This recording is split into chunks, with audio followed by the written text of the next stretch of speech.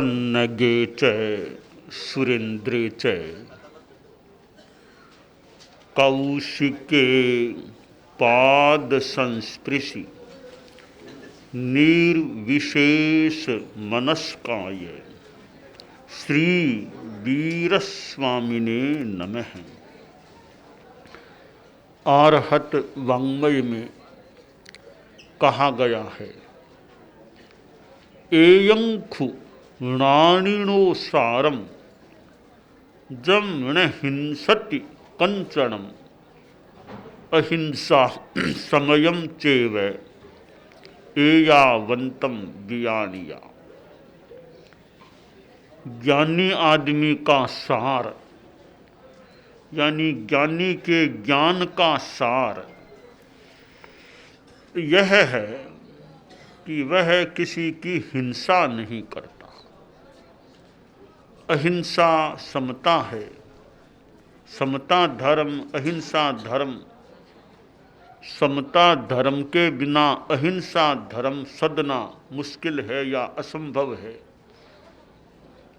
और अहिंसा है तो फिर समता भी हो सकती है। तो अहिंसा को परम धर्म कहा गया है। अहिंसा परमो धम्मो। और संसार में अनंत प्राणी हैं।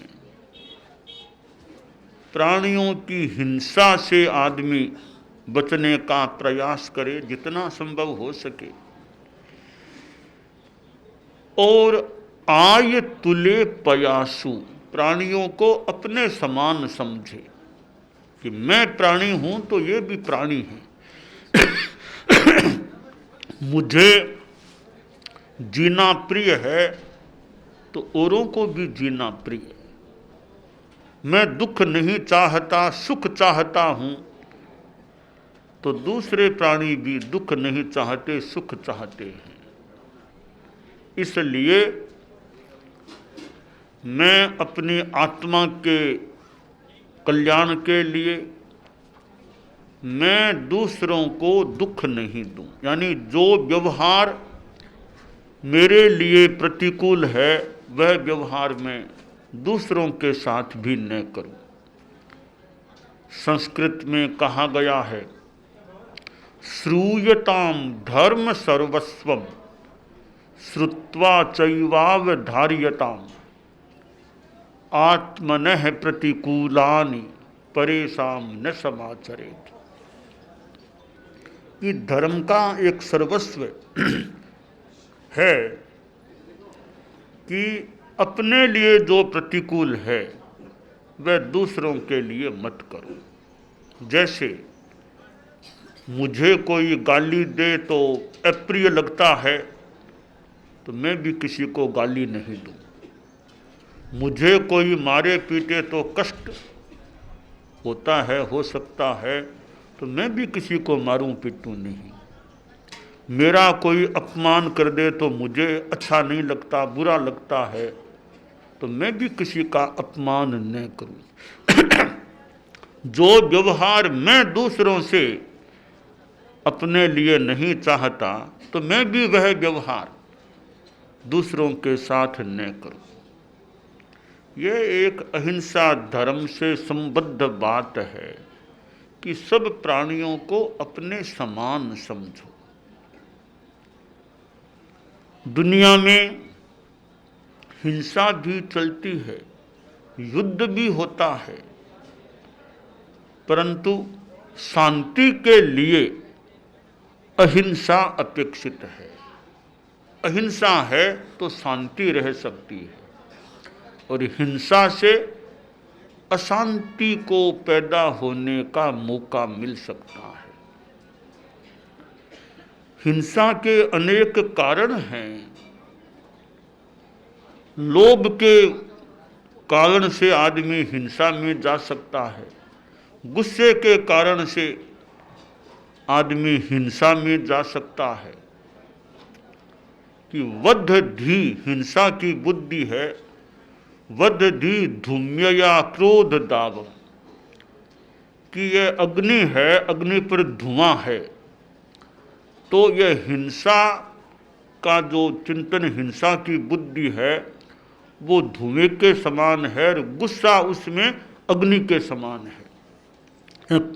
तो गुस्सा भी हिंसा का कारण है और लोभ के कारण भी आदमी हिंसा में जा सकता है। तो आदमी गुस्से पर भी कंट्रोल रखे, इतना गुस्सा नहीं कि हिंसा में चला जाए, इतना लोभ नहीं कि वह हिंसा में चला जाए।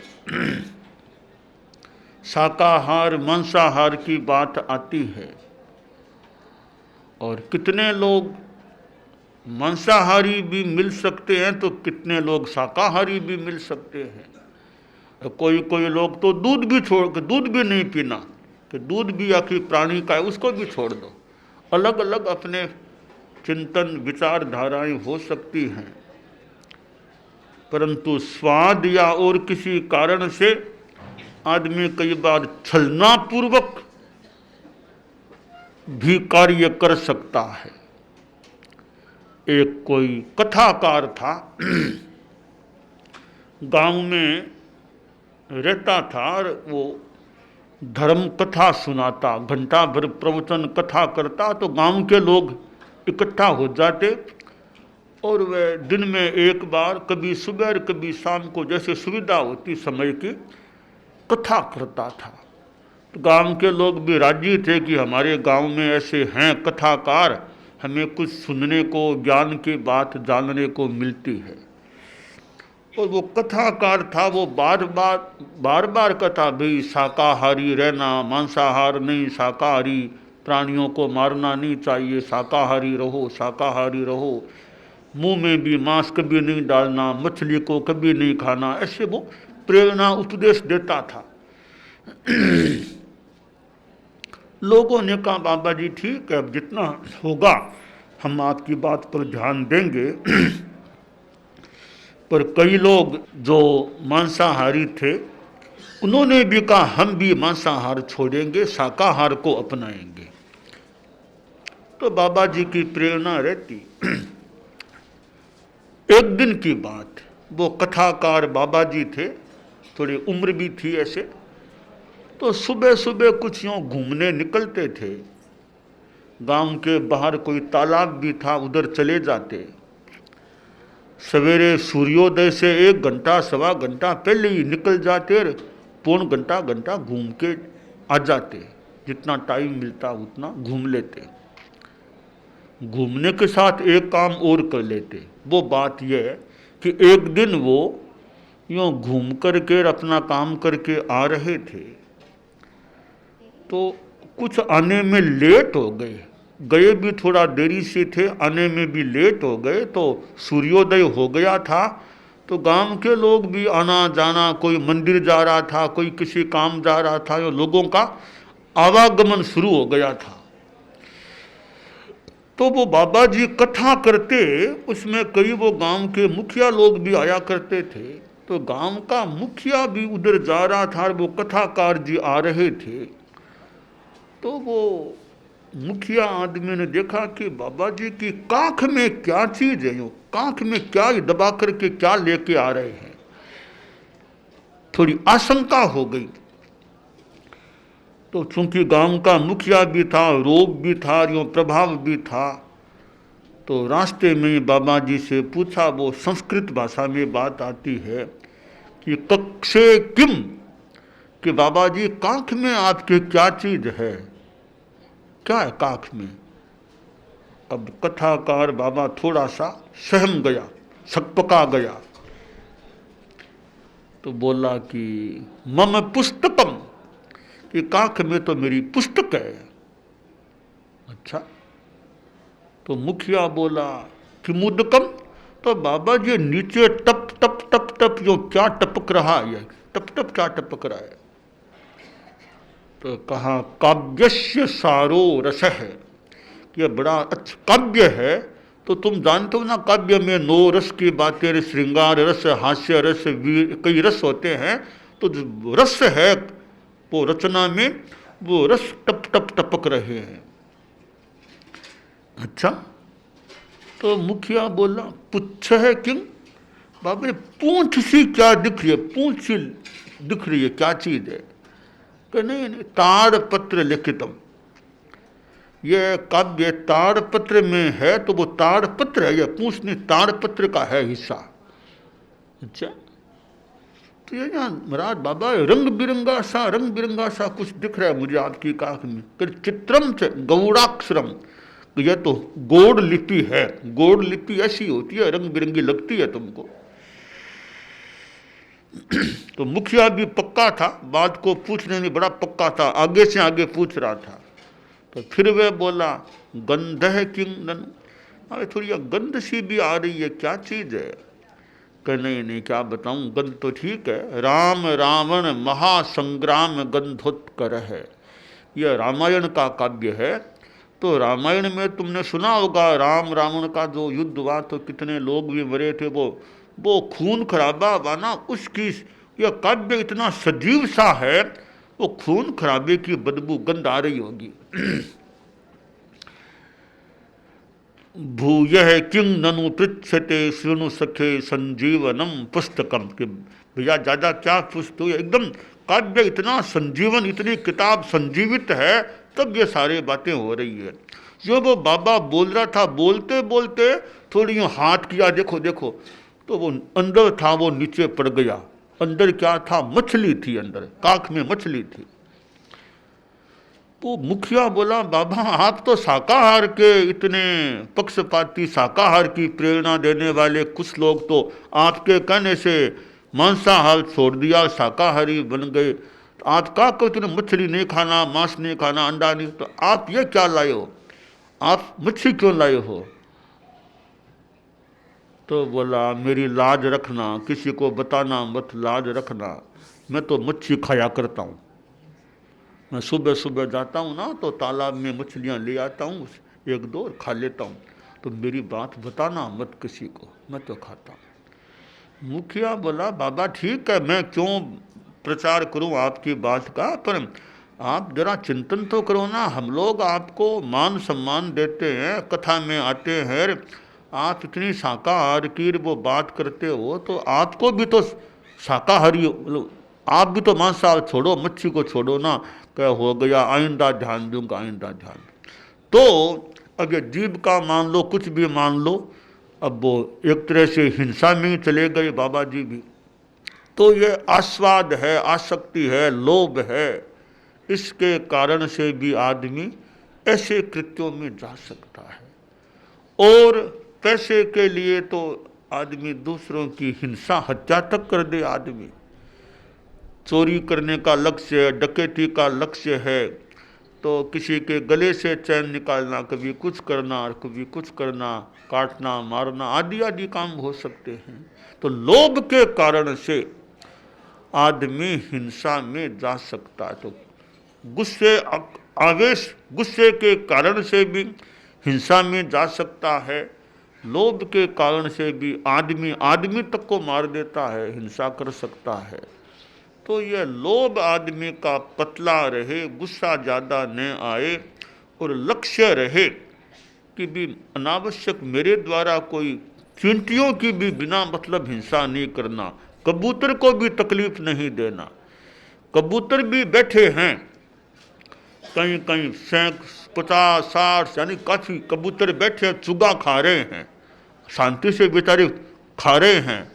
अब कोई उनके बीच में आदमी जाएगा तो वो तो उड़ेंगे, उनके तो खाने में बाधा आ गई ना, खाना खा रहे थे, हम खाना खाएं बीच में कोई बाधा डाले तो ठीक नहीं ना। इसी तरह कबूतर खाना खा रहे हैं, हम बीच में उनके चले गए, उनके खाना खाने में बाधा आ सकती है। वो भयभीत होकर के, भय त्रस्त होकर उड़ सकते हैं। और वायुकाय के जीवों की भी हिंसा की बात हो सकती है। तो भाई कबूतर बैठे हैं तो थोड़ा हम दूर से ही निकल जाएं, उनके बीच में क्यों जाएं, ताकि उनको भी तकलीफ न पड़े। कोई कुत्ता भी सो रहा है तो उसकी शांति में भी हमें बिना मतलब बाधा नहीं, कुत्ते को क्यों बिना मतलब उठाएं जगाएं, बेचारा सो रहा है शांति से। तो किसी भी प्राणी को, पशु भी है, पक्षी भी है, उनको भी जितना संभव हो सके बहुत जरूरी के बिना किसी प्राणी की शांति में बाधा हमारी ओर से न डाली जाए, न पड़े, ऐसा यथासंभव प्रयास करना चाहिए। अब कीड़े मकोड़े भी हैं, मान लो हमें दिख रहे अब इतने कीड़े मकोड़े हैं, तो उनके ऊपर से क्यों निकले? और रास्ता है, उधर से जा सकते हैं, कीड़ों के ऊपर पाँव क्यों दे? उनको भी तो तकलीफ होती होगी पाँव रखेंगे तो यूँ छोटे छोटे प्राणियों के प्रति भी हमारे मन में अहिंसा की भावना रहे। मनुष्यों के प्रति तो रहनी ही चाहिए। और ये अबॉर्शन, कोई अबॉर्शन का कर लेता है तो वो एक मनुष्य की हिंसा हो जाती है। पेट में ही किसी को मार दिया, अबॉर्शन करा लिया, गर्भपात को करा लिया, ख़त्म करा दिया। तो ये चीज़ें जो प्राणियों की हिंसा की चीज़ें हैं, कई बार आदमी ऐसे कर लेता है, फिर सोचता है अरे मैंने ऐसा काम क्यों किया, अबॉर्शन क्यों कराया, कि मैंने गलती कर दी। तो भी आदमी पहले से अच्छा चिंतन रखो कि दूसरे प्राणी की हिंसा करने से पहले 5 बार सोचो तो सही, क्या काम करने जा रहे हो, क्यों ऐसा काम क्यों करते हो, क्या ऐसी मजबूरी तुम्हारे सामने है कि प्राणी की हिंसा करवा रहे हो। तो यह अहिंसा धर्म है कि मन में भी अहिंसा, मन से, वचन से, काया से, मन से भी अहिंसा की भावना रखें, वाणी में भी अहिंसा की बात भावना रखें। यानी अहिंसा वाणी से भी बिना मतलब कटु जबान भी, या हिंसा करने के लिए किसी दूसरे को क्यों कहें, और शरीर से हिंसा नहीं करना। तो बहुत बड़ा एक व्यापक तत्व है अहिंसा। ठीक है, यूँ तो शरीरधारी है, थोड़ी बहुत हिंसा तो मान लो हो सकती है। जैसे आप खेती बाड़ी करते हैं तो खेती बाड़ी में भी जीव की हिंसा तो होने की संभावना हो सकती है। खेती बाड़ी में भी जितनी कम हिंसा हो, ये जितने प्राणियों को कोई दवाई छिड़कने से वो से जो भी जिस तरह हिंसा जितनी कम हो अल्पीकरण हो सके, खेती में भी, कृषि में भी जितनी प्राणियों की हिंसा कम हो वो प्रयास रहे तो अच्छा है। ठीक है, जरूरी काम तो मान लो गृहस्थ है, आदमी है, करनी पड़ जाए, जितना बचाव कर सके आदमी हिंसा से बचने का लक्ष्य रखे। और कभी बिना मारे भी काम चल सकता है। मान लो नागराज सांप भी आ गया, बिना मारे भी काम चल सकता। अभी दूर जाकर कहीं उसको मान लो कर दिया, मारना न पड़े तो बढ़िया। सांप को भी मारना नहीं पड़े तो बढ़िया है, वो भी प्राणी है, उसको भी योनि ये मिली है, उसको भी एक जीव की योनि मिली है। ठीक है, हमारी सुरक्षा तो मान लो आदमी अपनी सुरक्षा का ध्यान दे सकता है, पर बिना मारे भी सुरक्षा हो सकती है, तो बेचारे प्राणी को किसी को मारना क्यों चाहिए। चाहे बिच्छू भी है, भी बिना मारे भी काम दूर छोड़ दिया, मान लो बिना मारे भी काम चल सके, तो किसी को मारना क्यों पड़े। तो छोटे छोटे ये प्राणी हैं, इनकी हिंसा से आदमी बचने का प्रयास करे। तो अहिंसा यह धर्म है, इसको हम अपने जीवन में पालने का, आत्मसात रखने का प्रयास रखें, यह काम्य है।